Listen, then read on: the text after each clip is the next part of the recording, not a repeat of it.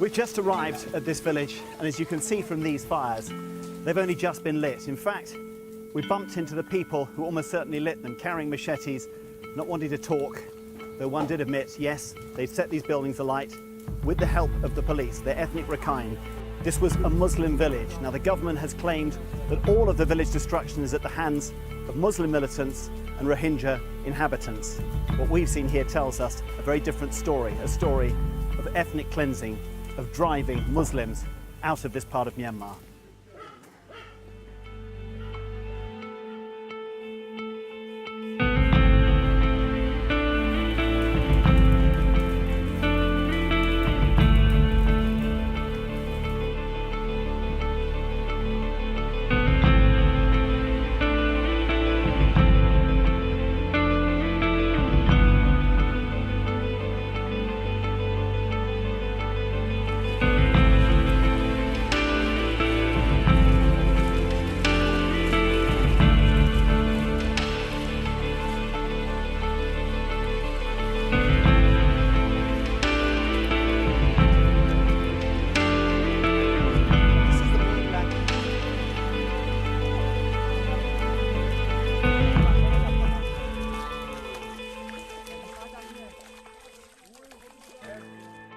Dadi, ente honu te gya gori ente durat na de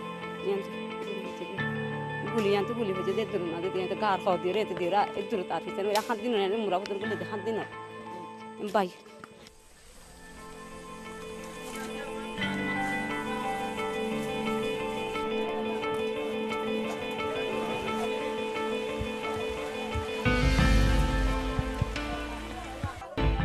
This is the first.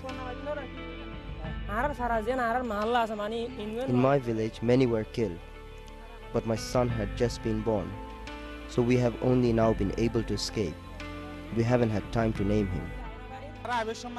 On the way, we saw many dead people, their heads and limbs chopped off. The slaughter took place house by house.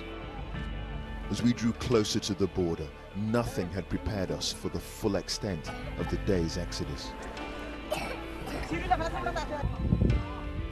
This incident was filmed by a police officer in a village in Rakhine State and somehow made its way onto Burmese social media.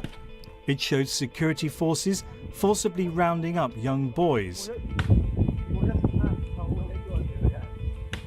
One of the policemen is seen beating a villager with a stick before another kicks him in the head and stamps on his legs. Campaigners say scores of Rohingya Muslim ethnic minority men and boys were taken and held for 2 days. Once full Rohingya villages are now empty as army operations cause tens of thousands to flee.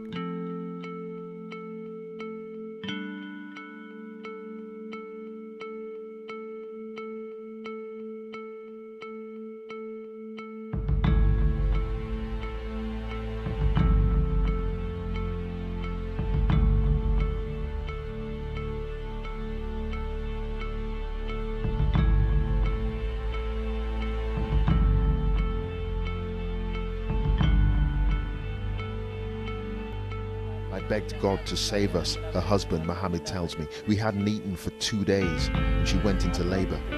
I don't know what will happen to my baby now. He's so fragile.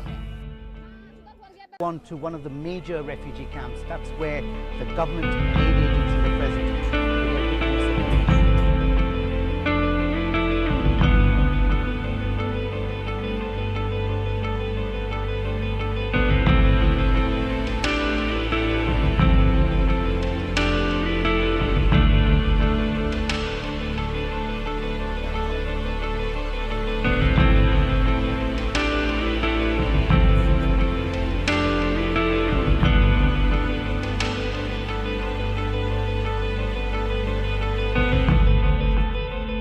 Finally tonight, Secretary of State Rex Tillerson, who visited last week, declaring the purge ethnic cleansing. The humanitarian scale of this crisis is staggering.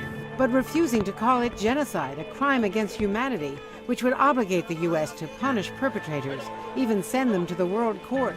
Tarnished in all this, elected leader Aung San Suu Kyi, a Nobel Peace Prize winner, who after decades under house arrest now shares power with Myanmar's brutal generals. And everybody should understand that the rule of law is to protect peace and stability, not to punish people. Oregon Senator Jeff Merkley went to see for himself. It was all induced by this ferocious military assault on these villages. They've been mistreated for a long time and dehumanized. The U.S. Holocaust Museum says this has the markings of genocide, but no one has proved it to the Secretary of State. Pope Francis will visit Myanmar and the refugee camps next week.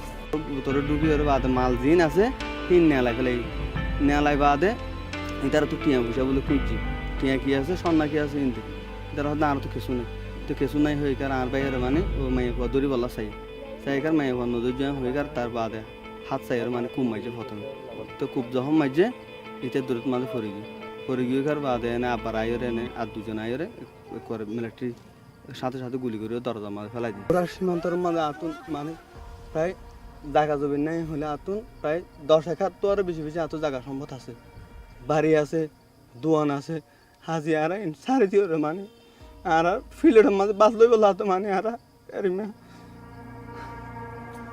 Gravely concerned about the continuing conflict in Myanmar and by reports that civilians have died trying to seek safety.